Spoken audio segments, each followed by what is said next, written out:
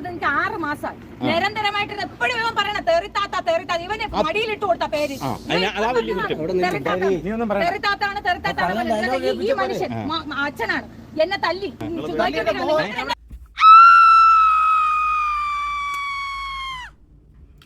Hello guys, welcome back.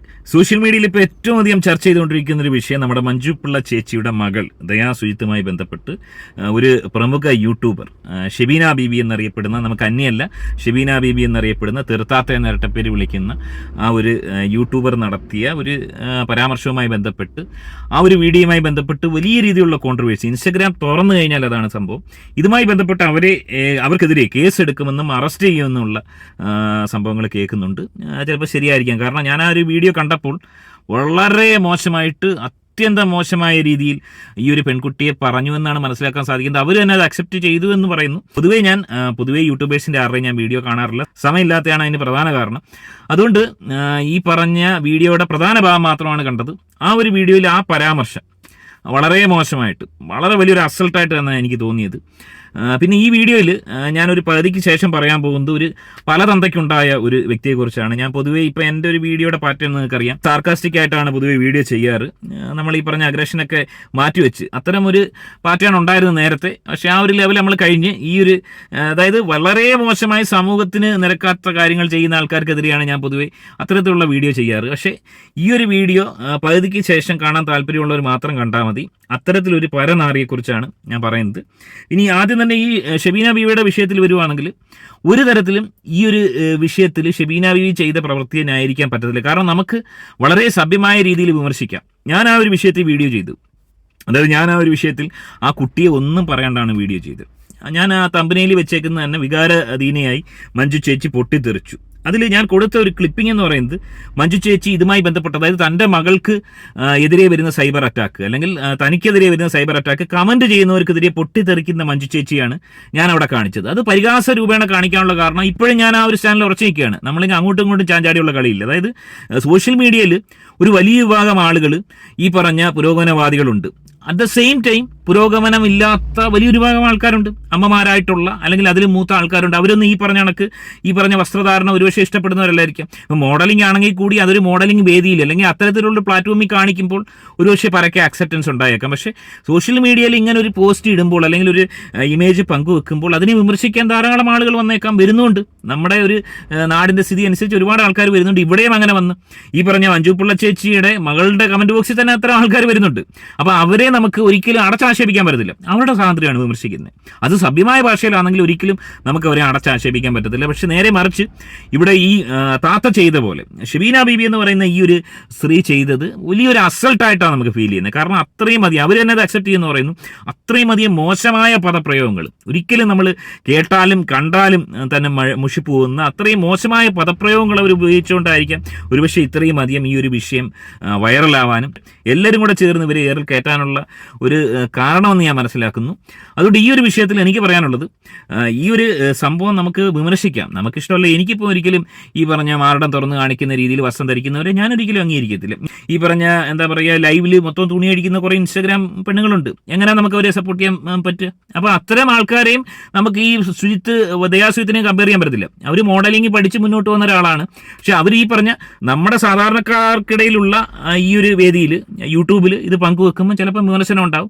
അത് നമ്മൾ ഉൾക്കൊണ്ടുകൊണ്ട് മുന്നോട്ട് പോവുക. അത്തരത്തിലാണ് അവർ ചെയ്തതെന്ന് ഞാൻ മനസ്സിലാക്കുന്നു.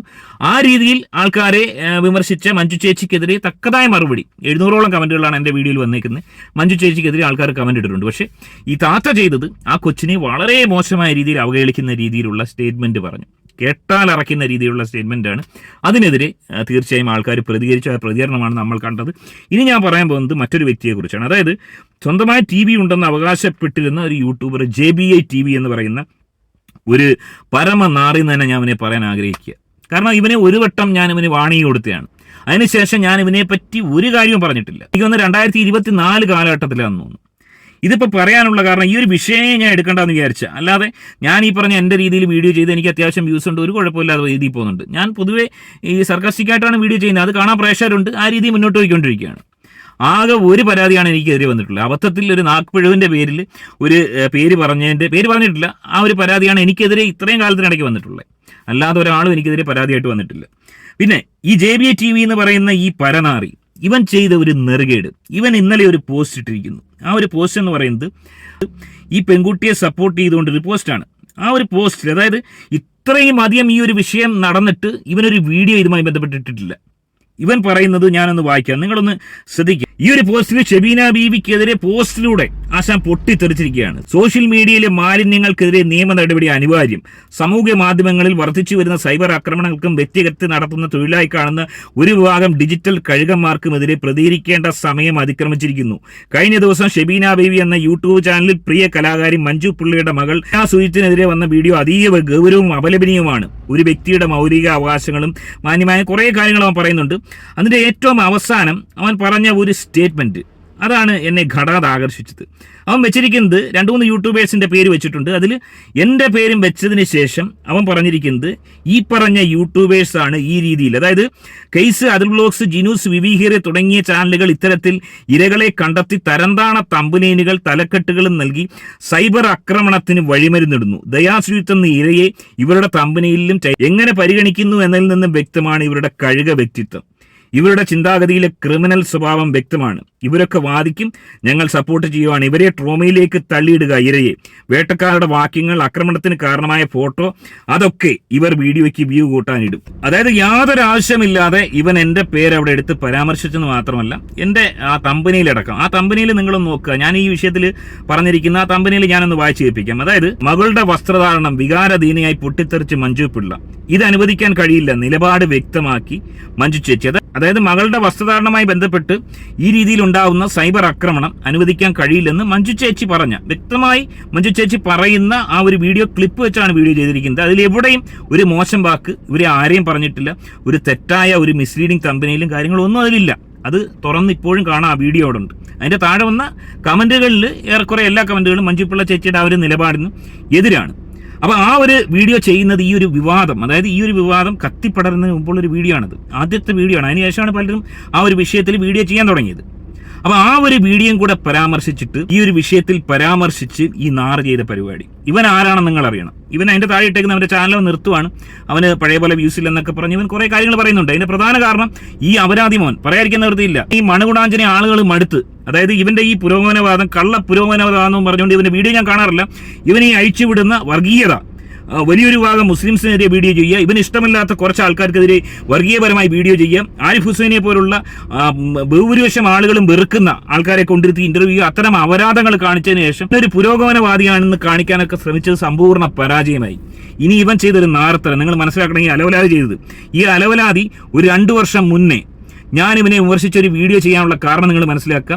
അനുപമ, അതായത് അബിഗൽ സാറ എന്ന് പറയുന്ന കൊച്ചിനെ തട്ടിക്കൊണ്ടുപോയ കേസിൽ ഇവൻ ആ തട്ടിക്കൊണ്ടുപോയ ആ കുട്ടിയെ സപ്പോർട്ട് ചെയ്ത്, അതായത് അതിന്റെ ഭാവി നോക്കണമെന്ന് പറഞ്ഞ് ഈ നാട്ടിൽ ഒരു മനുഷ്യനും സകല മീഡിയക്കാരും അവരെ എതിർത്ത് വീഡിയോ ചെയ്തപ്പോഴത്തേന് ഇവൻ മാത്രം ആ കൊച്ചിന് വേണ്ടി വീഡിയോ ചെയ്തു.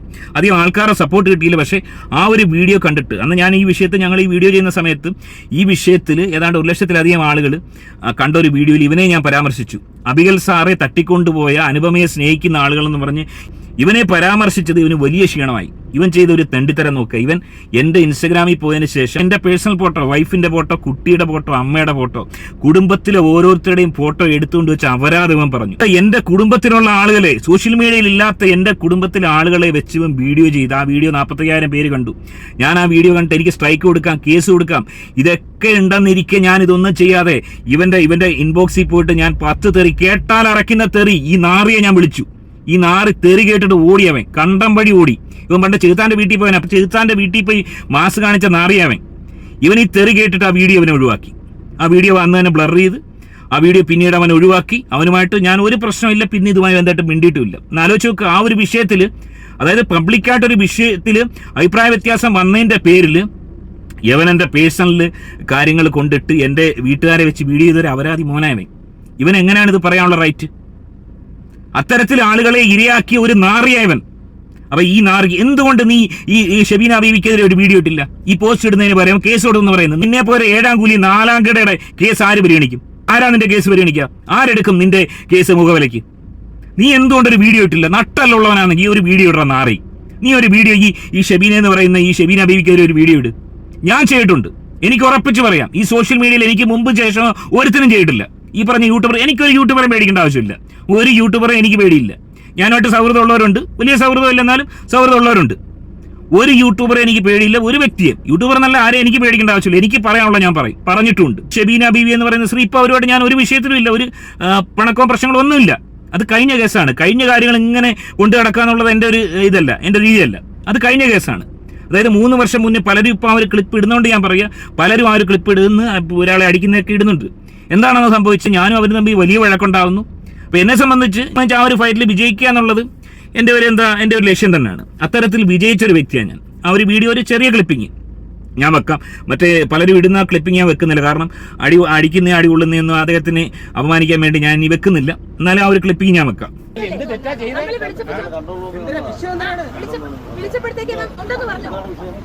സാറേ, ഞാൻ കേസ് കൊടുത്തിട്ട് എനിക്ക് 6 മാസമായി. നിരന്തരമായിട്ട് എപ്പോഴും ഇവൻ പറയണ തെറിത്താത്ത ഇവന് മടിയിലിട്ട് കൊടുത്ത പേര് തെറിത്താത്താണ്. ഈ മനുഷ്യൻ അച്ഛനാണ് എന്നെ തല്ലി വർത്തമാനല്ലേ പറയേണ്ടത്. വർത്തമാനം നിൽക്കുമ്പോഴത്തേക്ക് ആളെ വിളിച്ചു 0254 എന്നുള്ളത് എന്റെ FIR ആണ്.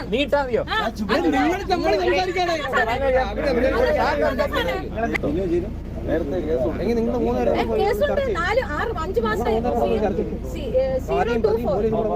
എവിടെ വരാം? എനിക്ക് നടക്കാൻ പറ്റത്തില്ല സാർ. ഞാൻ ഇവിടെ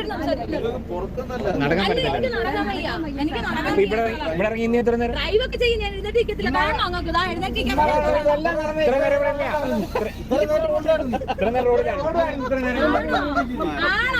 ആണോ? തല്ലിയതിന് എന്റെ വീഡിയോ ഉണ്ട്. ഇയാളല്ല തല്ലിയത് കേട്ടോ.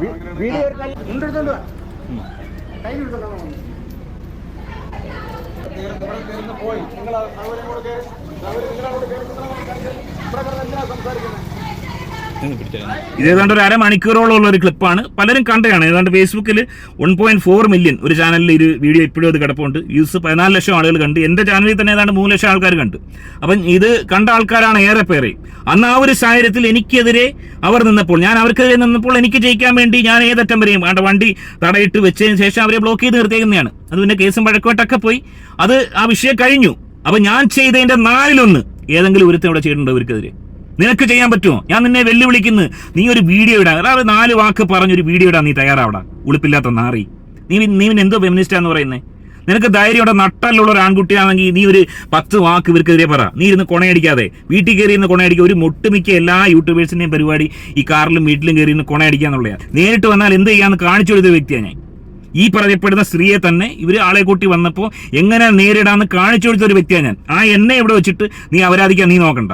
എന്റെ ഫോട്ടോ വെച്ചിട്ട് ഞാൻ വലിയ അപരാധിയാണെന്ന് കാണിക്കാൻ നീ മെനക്കെടേണ്ട ആവശ്യമില്ല. നിന്നെ കൊണ്ട് ഒക്കത്തിലേക്ക് കളഞ്ഞിട്ട് നീ വല്ല പശുവിനെ തീറ്റാൻ പോകുന്ന ആറി. ഈ പറഞ്ഞ ഷബീന ബീബിയുടെ ഒരു വിഷയത്തിൽ ഞാൻ അവരെ ഇപ്പോഴും സപ്പോർട്ട് ചെയ്യുന്നില്ല. ഞാൻ അവർക്ക് എതിരിക്കുന്ന ഒരാളാണ്.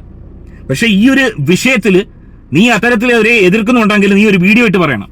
നീ എല്ലാം ആരായ പോലും എത്രയോ പേര് വീഡിയോ ഇട്ടിരിക്കും. നിനക്കെന്തുകൊണ്ട് സാധിക്കുന്നില്ല? നീ പിന്നെ എന്തിനാണ് ആവശ്യമില്ലാതെ യൂട്യൂബേഴ്സിനെ അവിടെ കൊണ്ടുവന്നേ? ഇനി എല്ലാവരെയും ഒരേപോലെ നീ കാണാമോ? രേണു സുധിയുടെ വിഷയത്തിൽ എക്സാമ്പിൾ, എല്ലാവരും രേണു സുധിയെ കുറിച്ച് വീഡിയോ ചെയ്യുമായിരുന്നു, ഞാനും ചെയ്യുമായിരുന്നു. എനിക്ക് ഒരുപാട് വ്യൂസ് കിട്ടുന്ന, ഒരുപാട് വ്യൂസും റവന്യൂയും കിട്ടുന്ന ഒരു സംഭവമാണ്. ഒരു വീഡിയോ ഇട്ട് കഴിഞ്ഞാൽ $10-70 കിട്ടും. ഞാൻ ആ സംഭവം സ്റ്റോപ്പ് ചെയ്ത്. ആ ഒരു സംഭവം ഞാൻ ചെയ്യുന്നില്ല. കാരണം അവർക്ക് വയ്യാന്ന് കണ്ടപ്പോഴത്തേന് ഞാനത് നിർത്തി.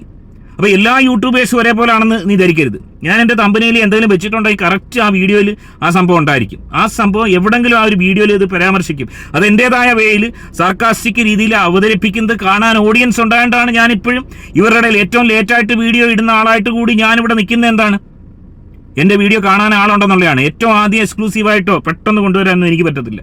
അതിനുള്ള അത്രയും വേദനയൊന്നും കൊണ്ടുവരാൻ എന്നെ കൊണ്ടുപോകത്തില്ല. പക്ഷെ ഞാൻ ചെയ്യുന്നത് കാണാൻ ആളുണ്ടെന്നുള്ളത്, എൻ്റെ വീഡിയോയ്ക്ക് ആളുണ്ടെന്നുള്ളത് അതൊരു വലിയ വിജയമാണ്. നിന്നെക്കൊണ്ടത് സാധിക്കാത്തതുകൊണ്ടാണ് നീ എന്ത് കണക്കുള്ള മറ്റുള്ള ആൾക്കാരെ അപരാധം പറഞ്ഞിട്ട്, മറ്റുള്ളവരെ കുറ്റം പറഞ്ഞിട്ട്, നല്ല പിള്ള ചമയാൻ വേണ്ടി ഫെമിനിസ്റ്റാന്ന് പറഞ്ഞുകൊണ്ട് ഇരുന്ന് കൊണയടിക്കുന്നത്. ബിഗ് ബോസ് കൊള്ളത്തില്ല, ഏറ്റവും വെറുക്കപ്പെട്ട ആരും പോലെന്ന് പറഞ്ഞ ഒരു നാറിയാ നീ. ആ നാറിയായ നീ തന്നെ ബിഗ് ബോസ് റിവ്യൂ ചെയ്യാൻ പിൽക്കാലത്ത് വന്ന്. അപ്പം നിന്റെ നാരത്തിലൊന്ന് ആലോചിച്ച് നോക്കണം. അതുകൊണ്ട് വീണ്ടും ഞാൻ പറയുന്നു, വെറുതെ ആവശ്യമില്ലാത്തടത്ത് എൻ്റെ വീഡിയോ പോലും കാണാതെ, നിന്റെ വീഡിയോ ഒരാളുടെ വീഡിയോ ഞാൻ കാണുന്നില്ല, നിന്റെ വീഡിയോ ഞാൻ കണ്ടിട്ടില്ല, നിന്റെ ചാനൽ പോലും കയറി നോക്കാറില്ല. എൻ്റെ ചാനലിൽ കയറി നോക്കിയിട്ട് ഈ കമ്പനിയിൽ എടുത്തുകൊണ്ട് പോയി ഞാൻ ആ കൊച്ചിനെ വേട്ടയാടി എന്നൊക്കെ അപരാധം മേലാ പറഞ്ഞു കഴിഞ്ഞാൽ, ചെറുത്താൻ്റെ വീട്ടിൽ നീ പോയ കണക്കായിരിക്കത്തില്ല ഞാൻ വരുന്നത്. അന്ന് ഞാൻ നിന്റെ വീട്ടിൽ വരാൻ ഇറങ്ങിയതാ, പലരും എന്നെ പിന്തിരിപ്പിച്ചതാ. നീ ഇത് ചെവിന്ന് വിളിക്കുക. ഇത്രയാണ് ഈ വിഷയത്തിൽ എനിക്ക് പറയാനുള്ളത്. ഈ ഒരു വിഷയത്തിൽ ഷെബീന ബീവിക്കെതിരെ കേസ് വരുമെങ്കിൽ അവർ നേരിടണം. കാരണം അവർ ഈ ഒരു വിഷയത്തിൽ തെറ്റ് ചെയ്തു, പറയേണ്ട രീതിയിൽ പറയണമായിരുന്നു എന്ന് കരുതി ഈ ഒരു കൊച്ചിനെ വിമർശിക്കുന്ന എല്ലാവരെയും, സാധാരണക്കാരായ നമ്മുടെ നാട്ടിലെ സ്ത്രീകളെ, അമ്മമാരെ അവഹേളിക്കാനോ അവർക്കെതിരെ കേസെടുക്കാനോ യാതൊരു തരത്തിലും കഴിയുമെന്ന് എനിക്ക് തോന്നുന്നില്ല. അതിനെ ഞാൻ ഒരിക്കലും സപ്പോർട്ടും ചെയ്യുന്നില്ല. എല്ലാവർക്കും അവരുടേതായ അഭിപ്രായ സ്വാതന്ത്ര്യമുണ്ട്. ആരും ആർക്കും മേളിലല്ല.